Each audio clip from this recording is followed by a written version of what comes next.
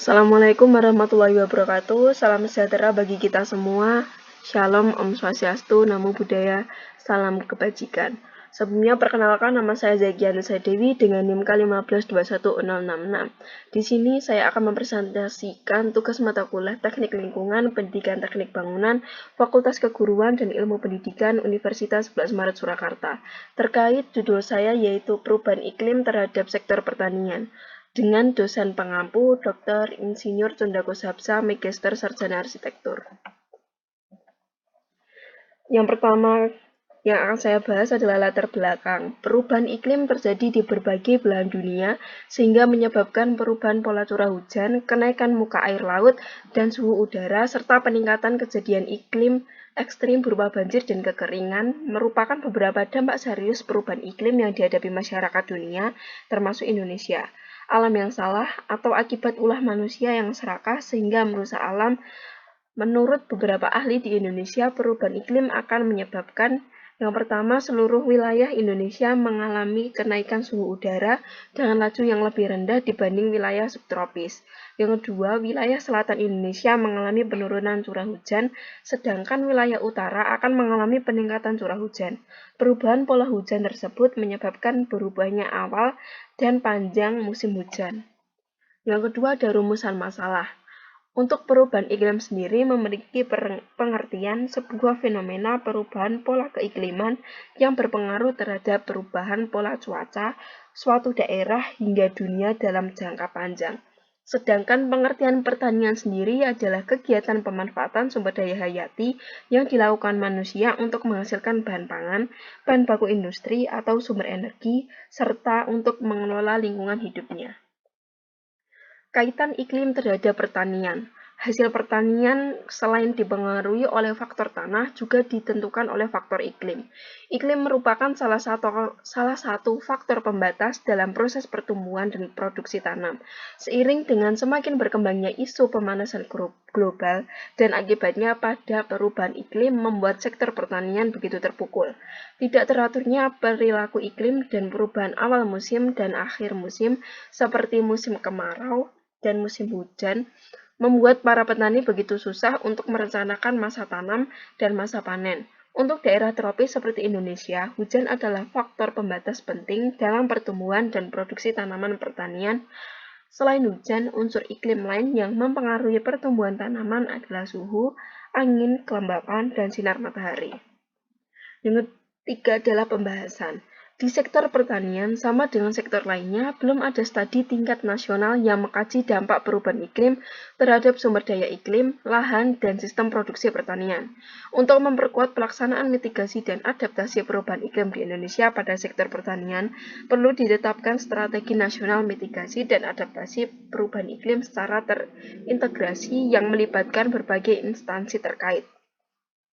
Selain melakukan adaptasi dan mitigasi perubahan iklim, kita perlu memanfaatkan perubahan iklim tersebut agar menjadi sahabat dalam sektor pertanian. Karena suhu adalah salah satu parameter dari iklim dengan begitu berpengaruh pada iklim bumi, terjadilah perubahan iklim secara global. Pemanasan global dan perubahan iklim menyebabkan terjadinya kenaikan suhu, mencairnya es di kutub, meningkatkan permukaan laut, bergesernya garis pantai, musim kemarau yang berkepanjangan, periode musim hujan yang semakin singkat, namun semakin tinggi intensitasnya, dan anomali-anomali iklim seperti El Nino dan La Nina dan Indian Ocean Dipole.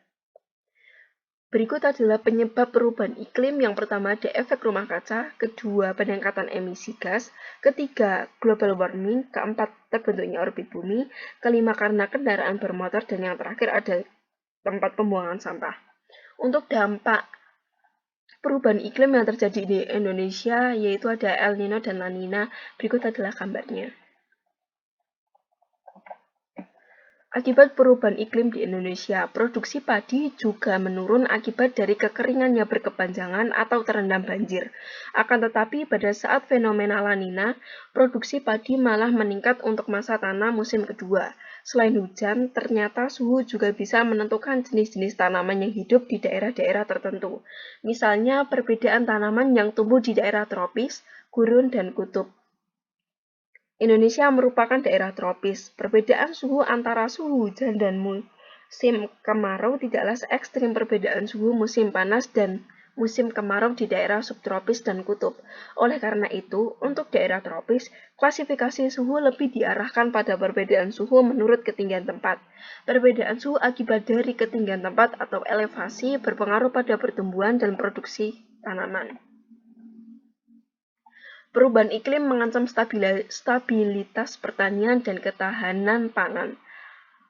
Kekhawatiran terjadinya krisis pertanian dan pangan ini diungkapkan oleh perwakilan FAO untuk Indonesia dan Timor Leste, Mark Smulders, beberapa waktu yang lalu saat mengadakan pertemuan dengan para pejabat terkait di Kementerian Pertanian dan pihak terkait lainnya di Jakarta beberapa waktu yang lalu.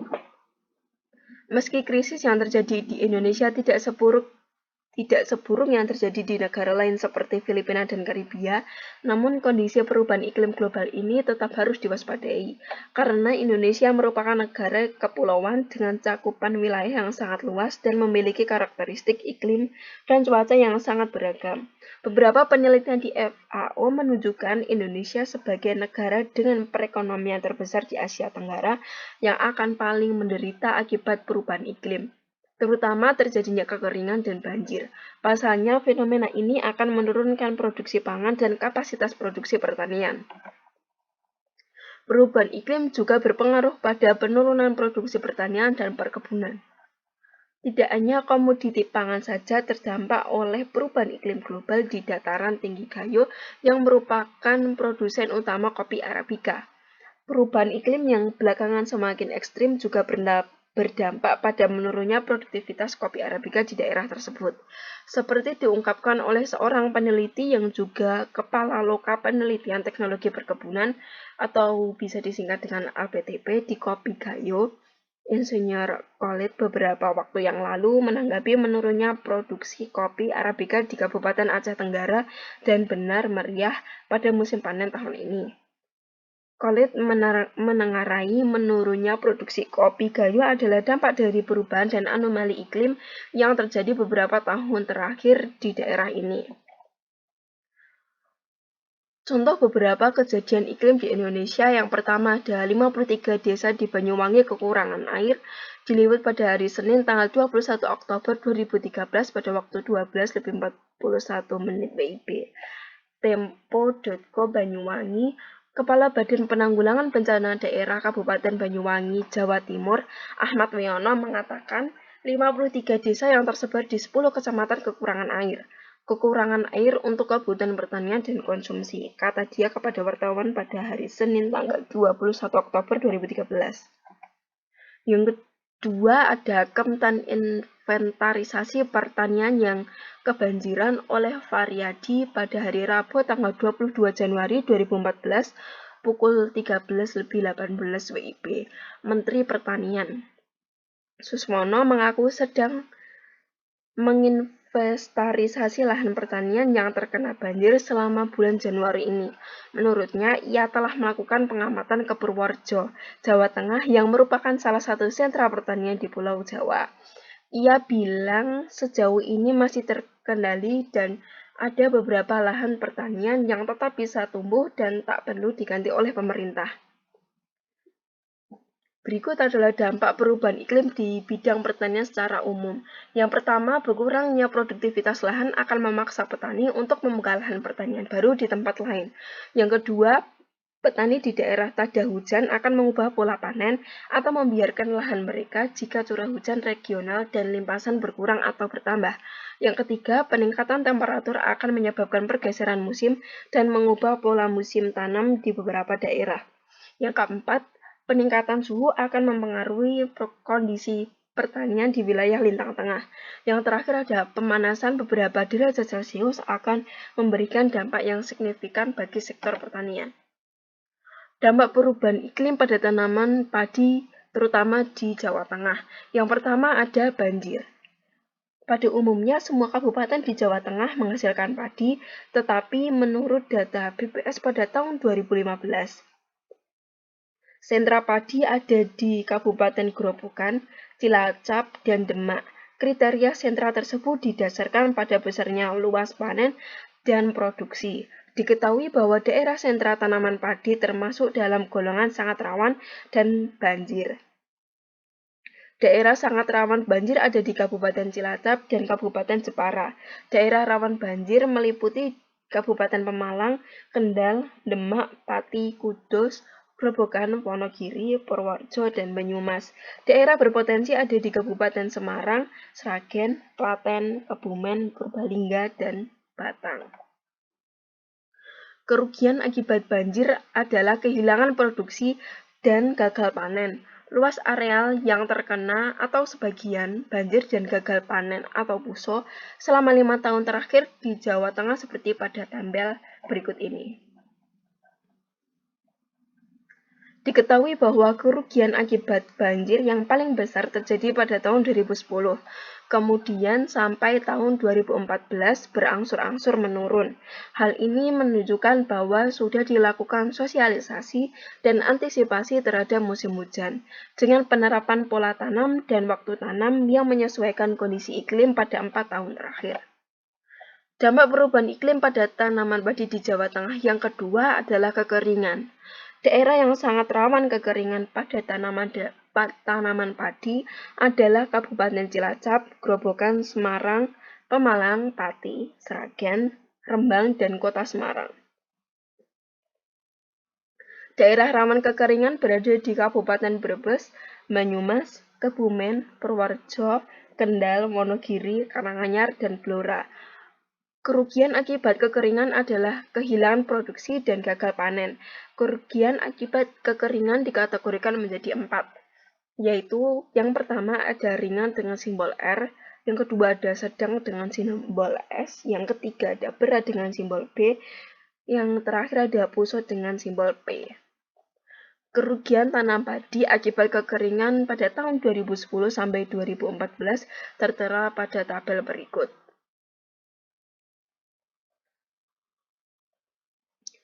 Berdasarkan pada tabel, diketahui bahwa kerugian terbesar akibat kekeringan terjadi pada tahun 2010 dan 2014. Hal ini terjadi karena pada 2 tahun tersebut, musim kering lebih panjang daripada musim penghujan.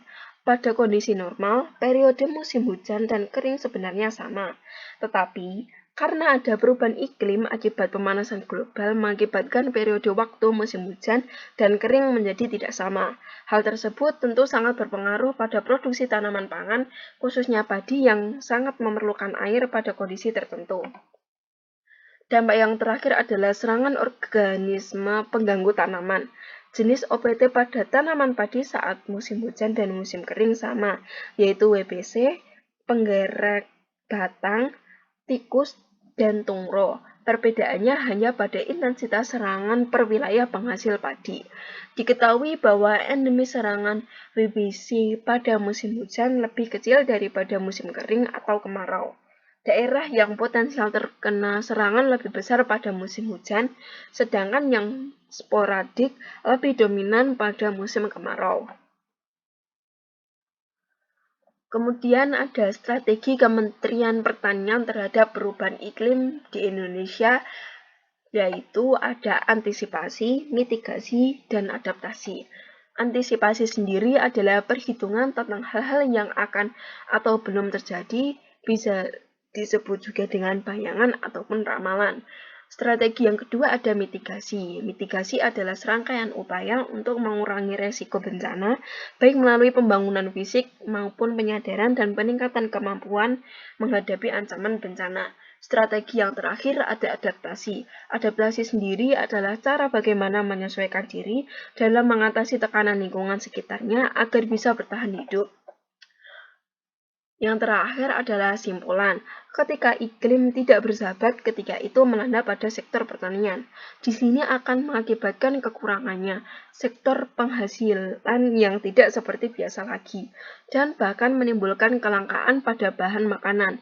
Dari kelangkaan ini akan muncul pasar yang tidak sehat atau akan mengakibatkan naiknya suatu barang yang tergolong langka, sehingga perlu upaya sinergis dari pihak-pihak terkait serta peran serta masyarakat dalam menjaga dan melestarikan lingkungan. Upaya sekecil apapun sangat berarti bagi kelangsungan kehidupan masyarakat di dunia ini. Alam tidak akan menghadirkan bencana kalau kita menjaga dan bersahabat kepada mereka. Semua yang terjadi sekarang dan akan datang itu adalah hasil perbuatan kita pada masa sekarang. Berikut adalah referensi yang saya ambil untuk membuat PowerPoint ini. Kurang lebihnya saya mohon maaf. Terima kasih. Wassalamualaikum warahmatullahi wabarakatuh.